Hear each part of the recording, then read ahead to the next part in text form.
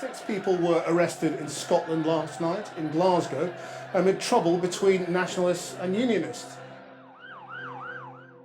I think sectarianism is when two cultures maybe don't get along as well, or like Celtic and Rangers, they don't get along as well as maybe Celtic gets on with a different team. Catholic, free, more than Christians.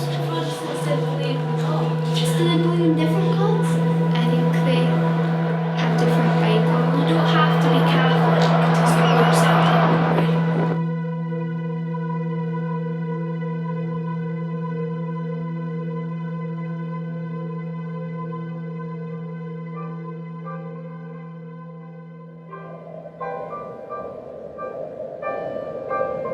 My name is Seamus, I'm 11 years old and I'm a Rangers fan. My name is Ryan Peddy and I support this lovely club Celtic. Because my dad supports them, my family do as well. Celtic, because my papa supports them and he's Catholic and I'm Catholic.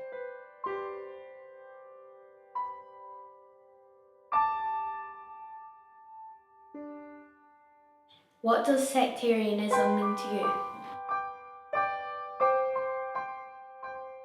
Sectarianism to me really is like a religious divide. I would have thought it involves religion. Something that's far away. So for me, it would have been what was happening in Northern Ireland. When people feel separated. I've lived in Scotland 3 years and I'm only now beginning to get some kind of concept about it. I've never really come across it at all until fairly recently, and the thing that comes to mind is everybody seems to come down in one camp or other as far as football's concerned. You're either a Rangers fan or a Celtic fan. Of a stirring cup final, but now it has cascaded into violence, the kind of violence we didn't think would happen and didn't want to happen. Here comes another charge by the Rangers fans. Wow, this is one of the worst scenes of violence we've seen here at Hampden Park. Bottles, cans and missiles being thrown, and it's a pitch battle out there. Police in the middle of it are nearly powerless to try and prevent this happening. Is a useless, outdated piece of social engineering. When I was younger I never thought of it that way, I never really thought of it at all. But now I think it's useless, destructive. It means that there is a break between people, and usually because of religious causes. It can also be political causes, and it really does exist within the world today. When I think of sectarianism, I think of Protestants and Catholics, Rangers and Celtic.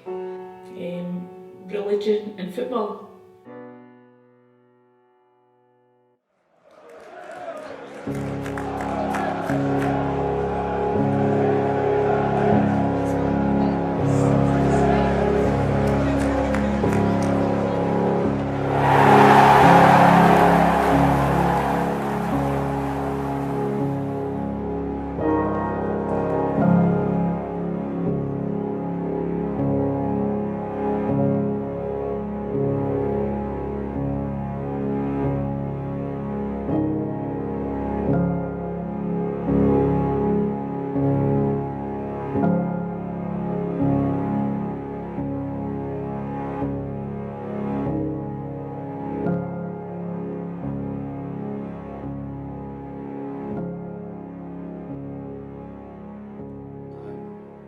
Parish priest at St Fillan's Catholic Church.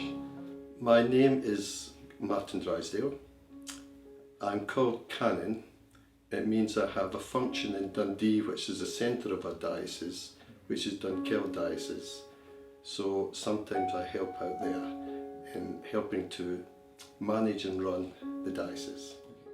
My name is Andrew Phillip. I'm the parish minister for the Church of Scotland here for Crieff, and I've lived in Crieff now for just over a year. Prior to that, I lived in Dunfermline and in Glasgow when I was a minister in 2 other parishes.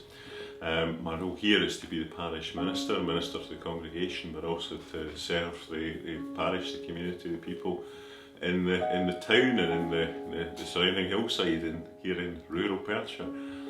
What does sectarianism mean to you?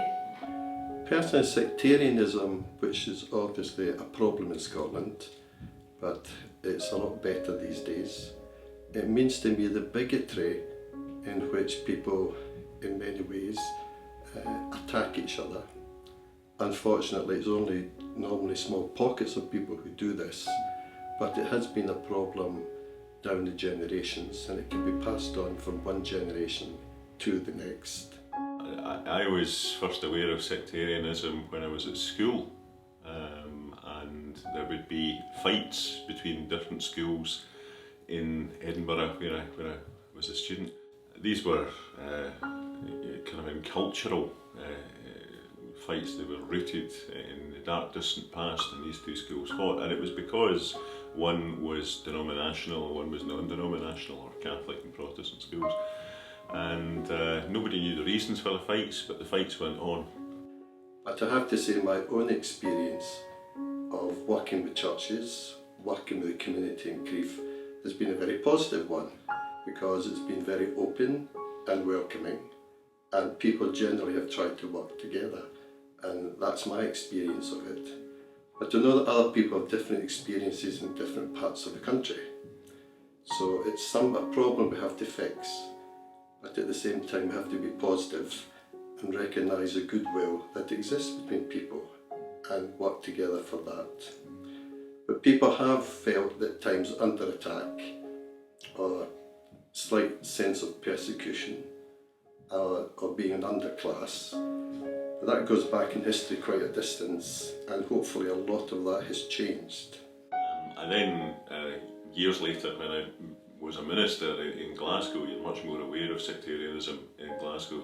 And it wasn't so much divisions between people in the churches. We had a Roman Catholic congregation just literally across the road from my church. And I got on great with the priests there, and the congregations got on well, and we shared lots of activities. And there was an old folks friendship club which was shared between the two congregations. Everybody in the churches got on, but we became aware if there was a match at Celtic Park, depending on who won or lost, our windows would be smashed, or the chapel windows would be smashed every other weekend. And you became aware that there was an element in the communities that targeted the churches depending on the results of a football match. As a church leader, how would you deal with sectarianism? Well, generally the first thing you do is listen to people, communicate to people, give them a background of where you come from as a priest or a minister, which is love of God and love of neighbour, and show people their responsibility to act in this way, and be a witness really to what Christ says. So that was the approach we would take. Much of it comes from when another group of people come into a country. And sometimes there's a bit of fear and suspicion, or the threat to them. And that's not just the days of the Irish Catholics coming in. Other groups have come in and felt the same. But eventually people integrate, and if you can get communication, respect, and working together, in many ways that can be overcome, and people can go forward.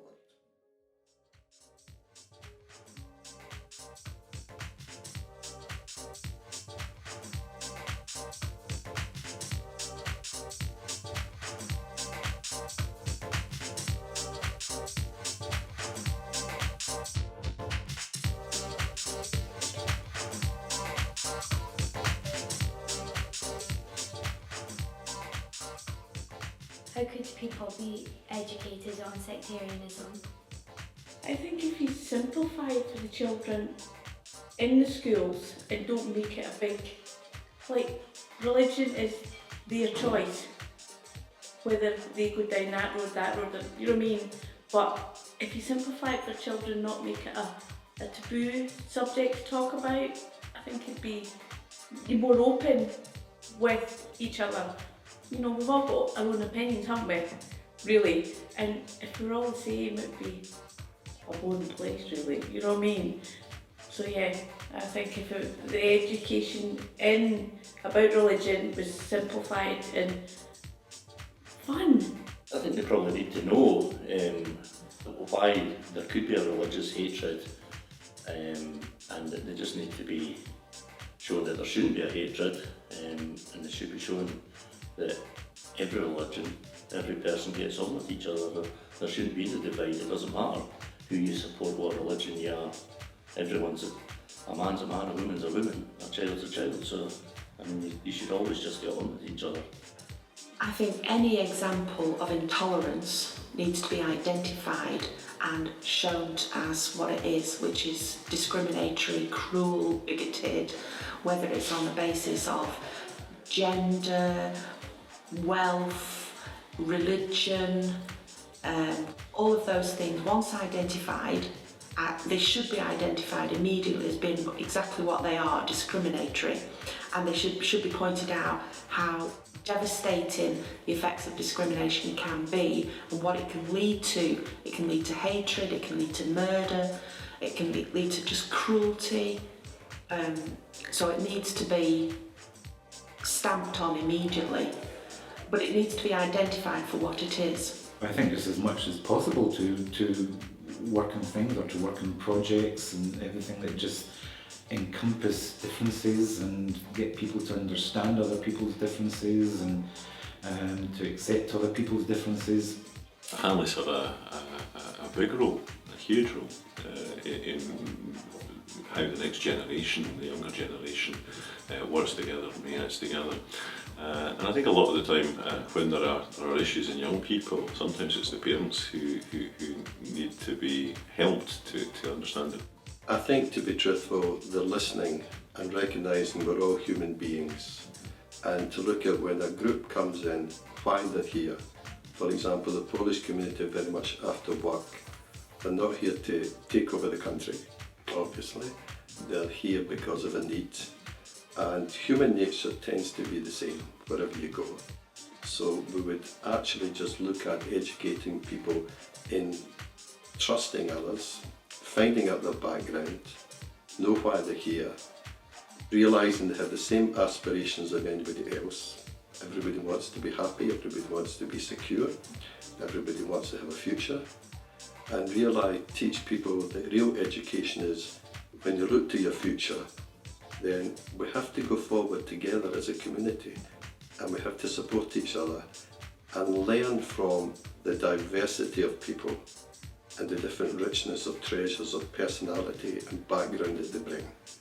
We see that already in our country, even in restaurants, whereas when I was a youngster, there was very few restaurants from other countries, whereas now we take it for granted that they have a variety of restaurants, and there's more and more different people from Europe and different backgrounds. And it's really to recognise we can learn from each other and we can work together in the future.